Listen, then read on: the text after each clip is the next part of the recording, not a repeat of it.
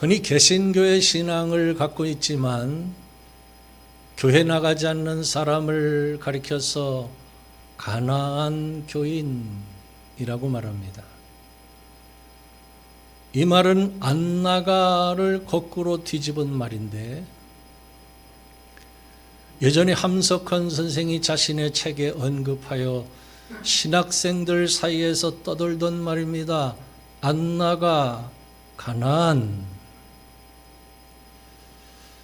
우리 크리스찬들에게 있어 이 가나안이라는 단어만큼 익숙하면서도 헷갈리게 하는 말이 없을 것입니다.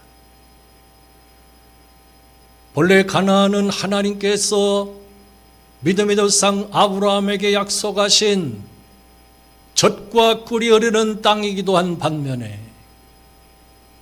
온갖 우상 숭배와 음행과 타락으로 하나님께 저주를 받은 땅이기도 하기 때문입니다. 여러분, 가나안의 대표적인 우상이 무엇입니까? 바알과 아세라인데, 당시에 바알 신당에는 수백 명의 여사제들이 있었습니다. 그 여사제들과 성적인 의식을 치르는 것을 보고 바알과 아세라가 흥분하여 비를 내려줌으로 풍요와 다산의 복을 받는다는 것이 가나안의 종교에서, 그런 회개망측한 우상 숭배의 땅이었음에도 불구하고 하나님께서는 당장 진멸하지 않으시고 그들의 죄악이 관영할 때까지 약 400년간의 유예기간을 주셨다는 사실 혹시 여러분 알고 있습니까? 모르십니까? 과연 그 400년 동안에 무슨 일이 있었던 것일까요?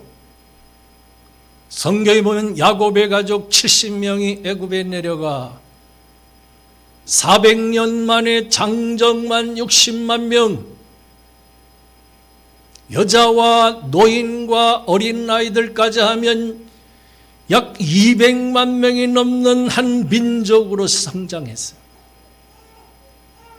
마침내 아브라함의 후손인 이스라엘 민족이 약속의 땅 가나안을 차지할 준비가 된 것이었어요. 그렇습니다. 오늘 우리의 삶 속에도 하나님께서 친히 일하실 준비를 갖추실 때가 있습니다. 고통스러운 애굽에서 벗어날 수 있는 시기가 있고, 약속의 땅 가나안을 차지할 수 있는 기회가 있고, 하나님의 영광을 선포하며 드러낼 수 있는 사람으로 세워지는 때가 있다는 사실입니다. 전도서 3장 1절의 말씀처럼 범사에 기한이 있고 천하만사가 다 때가 있는 것입니다. 그런 의미에서 오늘 우리의 삶을 세밀하게 살펴볼 필요가 있습니다. 예전에는 엄두도 못 낼 기가 막힌 환경이 주어진 사람들이 있습니다.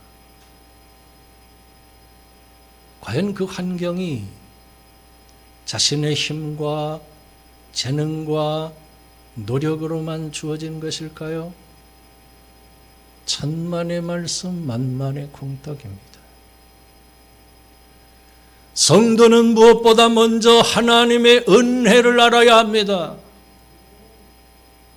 설령 내 힘과 재능과 노력으로 이뤄낸 성과라도 그것마저 하나님께서 허락해 주신 것입니다. 우린 착각하지 말아야 합니다. 하나님의 은혜를 모르면 결국 모든 것을 잃어버리고 마는 것입니다. 사랑하는 성도 여러분, 하나님께서 전적인 은혜로 우리를 구원하신 이유가 무엇입니까? 성경은 그의 은혜의 영광을 찬송하게 하려 함이라고 말씀하고 있습니다. 그러므로 성도는 하나님께 받은 은혜에 감사할 줄 알아야 하는 것입니다. 성경에 기록된 범사에 감사하라.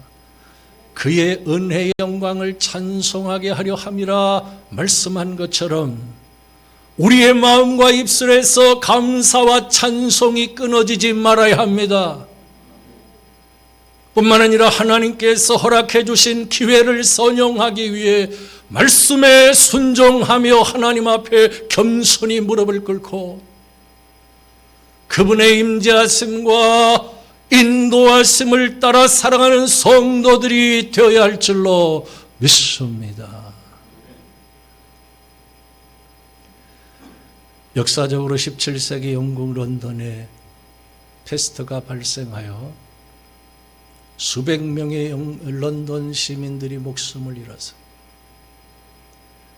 패스트는 맹렬한 기세로 여러 도시들에 전염되기 시작했습니다.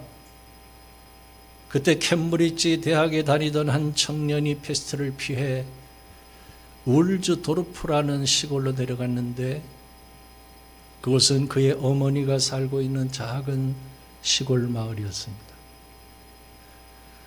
그는 학문 연구에 정신없이 몰두했던 삶에서 벗어나 모처럼 사색에 잠겨 있었는데 갑자기 사과나무에서 사과 하나가 뚝 떨어졌습니다.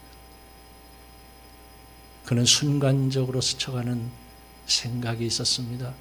왜 사과가 밑으로만 떨어지는 것일까? 혹시 땅에 사과를 잡아당기는 힘이 존재하는 것은 아닐까? 깊은 생각에 잠겨 만유인력의 법칙을 발견한 이 사람이 누구입니까? 과학의 아버지로 불려진 뉴턴입니다. 이처럼 역경을 만났을 때 겸손히 하나님의 뜻을 찾는 사람들에게 은혜가 임하는 것입니다. 패스트라는 전염병이 뉴턴을 세계적인 과학자로 만드는 데 기여하게 될 줄은 그 누구도 상상하지 못한 일이었어요.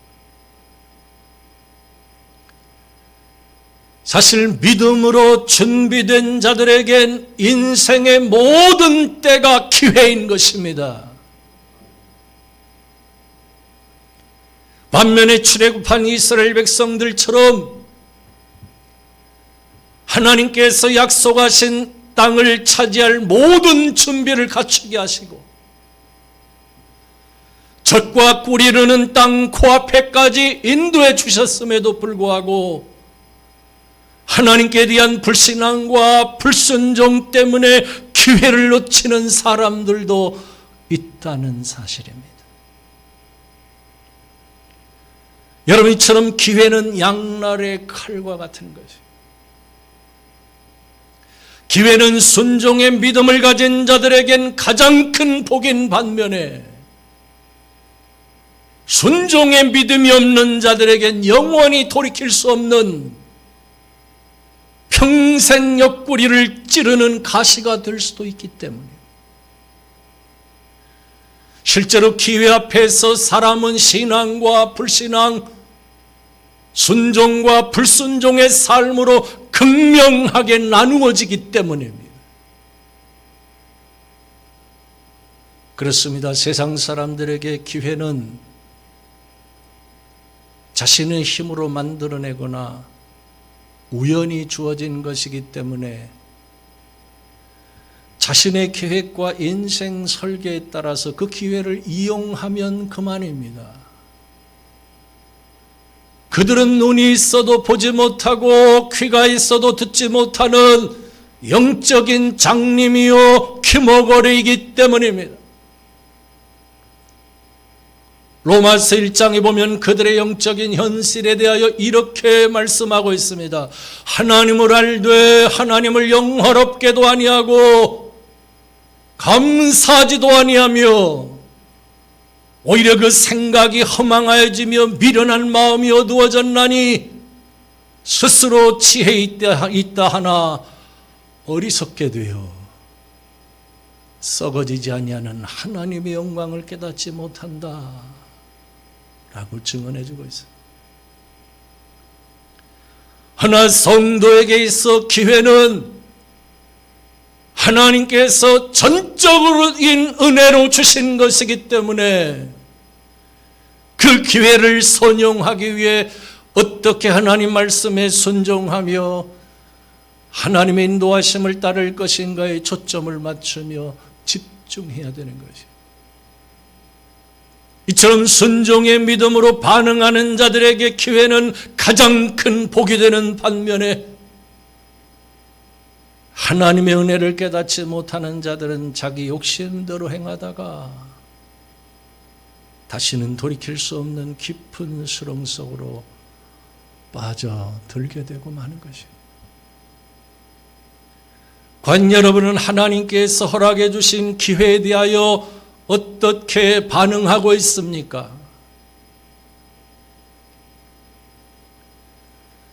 오늘 본문을 보면 과거와 현재의 극명하게 다른 두 종류의 사람들을 생각하게 만듭니다. 먼저 과거에 40년 전 가나안 땅 앞에서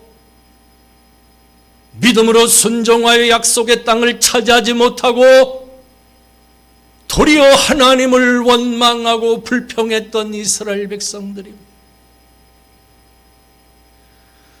사랑하는 성도 여러분, 출애굽한 이스라엘 백성들을 약속의 땅 가나안으로 인도하기까지 하나님께서 얼마나 큰 은혜를 베풀어 주셨습니까? 애굽에서 이스라엘을 한 민족으로 성장시키셨고 그들을 학대했던 애굽 땅에 10가지 재앙을 내려 출애굽시키셨고 홍해의 바다를 갈라 육지같이 건너게 하시어 약속의 땅 앞에까지 인도해 주셨습니다. 그야말로 모든 것이 하나님의 은혜였습니다. 그들이 그 은혜를 알고 하나님 말씀에 순종하여 약속의 땅을 밟기만 하면 젖과 꿀이 흐르는 땅이 그들의 영원한 소유가 될 수 있었습니다. 그러나 그들은 하나님께서 베푸신 은혜를 망각한 채 어찌하여 여호와가 우리를 그 땅으로 인도하여 칼에 쓰러지게 하려 하는가? 밤새도록 원망한 것 때문에 40년간 광야에서 유리방황하며 살다가 다 죽고 말았어. 여러분, 이처럼 하나님의 은혜를 모르면 망하는 것입니다. 기회 앞에서 불순종하면 평생 후회하게 되는 것입니다. 시편 50편 22절에 보면 하나님을 잊어버린 너희여 이것을 생각하라. 그렇지 아니하면 내가 너희를 찢으리니 건질 자 없으리라. 실제로 성경에 보면 하나님께서는 은혜를 모르는 자들에겐 더 이상의 은혜를 베푸시지 않았습니다. 복음서에 본 예수님께서도 믿음이 없는 자들 앞에선 그 어떤 구원의 은혜도 허락하지 않으셨어요. 성도는 하나님의 은혜를 아는 사람들입니다. 성도는 순종의 믿음으로 반응하는 사람들인 것입니다. 하나님께서는 오늘 우리 앞에 주어진 기회들을 통해서 과연 하나님의 은혜를 아는가? 과연 순종의 믿음을 가졌는가? 주의 깊게 살펴보신다는 사실을 우리는 명심해야 합니다. 오늘 설교를 듣는 여러분 모두가 하나님께서 기회를 주셨을 때 순종의 믿음으로 그 기회를 선용할 줄 아는 지혜로운 성도들이 되실 수 있기를 주님의 이름으로 축원합니다. 두 번째 오늘 본문 보면 하나님께서 요단강을 발로 밟으라 고 말씀하셨습니다. 우리 함께 본문 8절을 한 목소리로 다 같이 한번 읽어보겠습니다. 시작. 너는 언약궤를 맨 제사장들에게 명령하여 이르기를 너희가 요단 물가에 이르거든 요단에 들어서라 하라.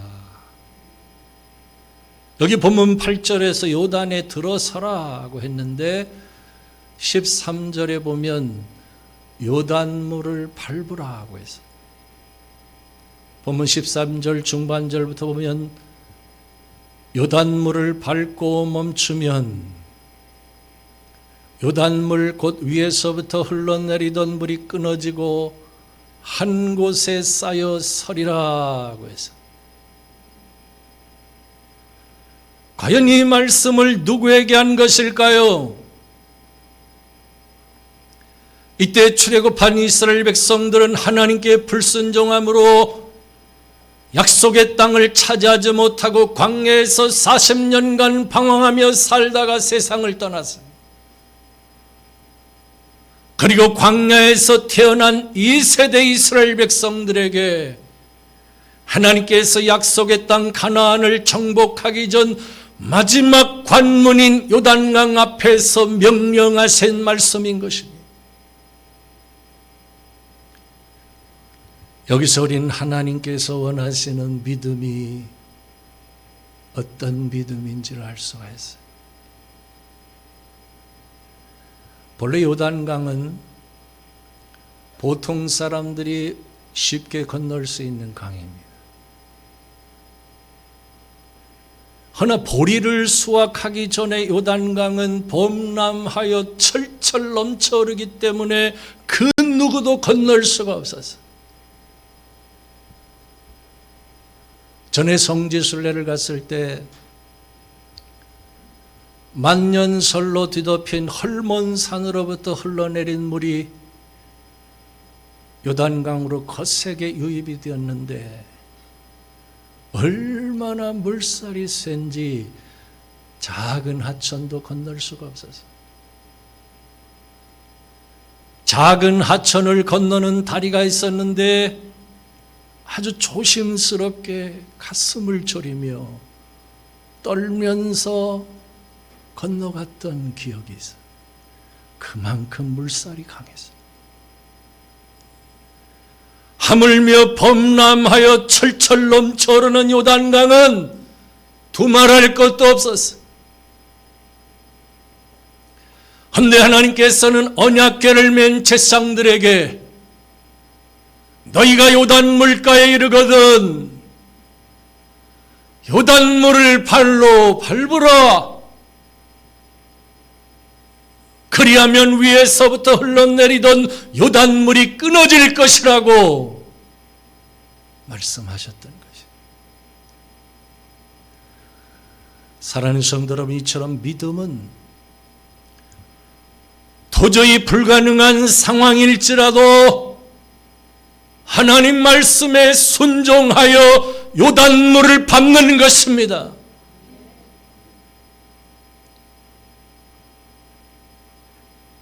준비를 다 갖춘 뒤에 요단강이 얕아진 후에 발로 밟는 것은 누구나 다 할 수 있는 일이에요. 허나 준비도 미흡하고 요단강이 범람할 때 발로 밟는 것은 오직 믿음 있는 자들만 할 수 있는 일인 것입니다. 하나님은 그 믿음을 보신다는 거예요.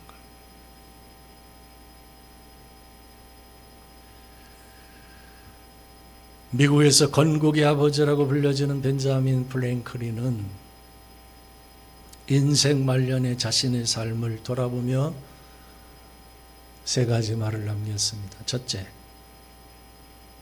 나의 삶이라고 할지라도 내가 먹은 마음대로 되지 않는다. 둘째, 내 삶을 온전히 주관하시는 분은 하나님이시다. 셋째, 지금까지 내가 살아오면서 하나님의 뜻에 순종한 만큼 나에게는 행복과 성공이 있었다. 사실 믿음으로 세상을 살아온 성도라면 누구든지 공감하지 않을 수 없는 말인 것입니다. 할렐루야.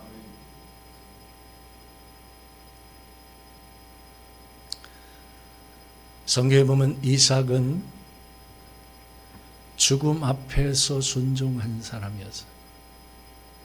어느 날 갑자기 하나님께서 믿음의 조상 아브라함에게 너는 내 독자 이삭을 번제로 바치라고 명령하셨어요. 본래 인신제사는 하나님께서 엄격하게 금하셨기 때문에 아들을 번제로 바치라는 명령에 불순종하며 얼마든지 변명할 수 있었습니다. 그러나 아브라함은 이런 반구 거절하거나 핑계를 대지 않고 즉시 순종하여 하나님께서 명하신 모리아 산으로 올라가 아들 이삭을 번제물로 바치기 위해 칼을 들어 죽이려기까지 전적으로 순종합니다. 그때 하나님께서 다급하게 아브라함아, 아브라함아, 그 아이에게 아무 내 손을 대지 말라. 그에게 아무 일도 하지 말라. 내가 내 아들 내 독자까지도 내게 아끼지 아니하였으니 내가 이제야 내가 하나님을 경외하는 줄 아노라 라고 그의 믿음을 인정해 주셨어요. 사랑하는 성도 여러분, 사실 아브라함의 순종하는 믿음도 인상적이지만 자신을 죽여서 번제물로 바치려고 하는 아버지 앞에서 묵묵히 순종한 이삭이 얼마나 대단합니까? 구약시대 아버지에 대한 순종은 곧 아버지를 권위자로 세우신 하나님께 대한 순종이었어요. 그런 순종의 믿음을 가진 이삭이 하나님께 얼마나 큰 복을 받았는지 혹시 여러분 알고 있습니까? 이삭이 농사를 지을 때 하나님께서 100배의 수확을 거두게 하셨고 광야에서 음물을 팔 때마다 샘물이 솟아나게 하셨습니다. 이처럼 하나님께서 때마다 일마다 이삭에게 복을 주심으로 그는 창대하고 왕성하여 마침내 거부가 되어 양과 소가 떼를 이루고 심히 많은 종을 거느리고 있었기에 블레셋 사람들이 그를 시기했다고 성경은 증언해 주고 있어요. 하나 물질적인 복은 빙산의 일각에 지나지 않습니다. 하나님의 복은 영원한 나라에까지 이어지는 것입니다. 하나님께서는 순종의 믿음을 보시고 성도에게 영혼이 잘되게 하시며 진정한 복을 허락해 주시는 것입니다. 그러므로 우리 그리스도인들은 내 힘으로 쟁취한 복이 아니라 하나님께서 부어주시는 복을 받아야 합니다. 여러분, 순종의 믿음으로 요단물을 밟는 것은 이스라엘 백성들이 할 일이지만 위에서부터 흘러내리던 요단물이 끊어진 것은 하나님께서 하신 일인 것입니다. 순종의 믿음으로 여리고성을 매일 7바퀴씩 도는 것은 이스라엘 백성들이 할 일이었지만 초롱성인 여리고성이 무너지게 한 것은 전능하신 하나님께서 하신 일인 것입니다. 이처럼 우리 신앙생활은 내가 할 일이 있는가 하면 전능하신 하나님께서 해주시는 일이 있는 것입니다. 그러면 오늘 본문을 보면 이스라엘 백성들에게 두 가지를 명령하셨는데 하나는 그들이 스스로 자신을 성결하게 하는 일이었고, 또 하나는 제사장들이 하나님의 언약궤를 메고 앞서 행하는 것이었어. 본문 5절부터 보면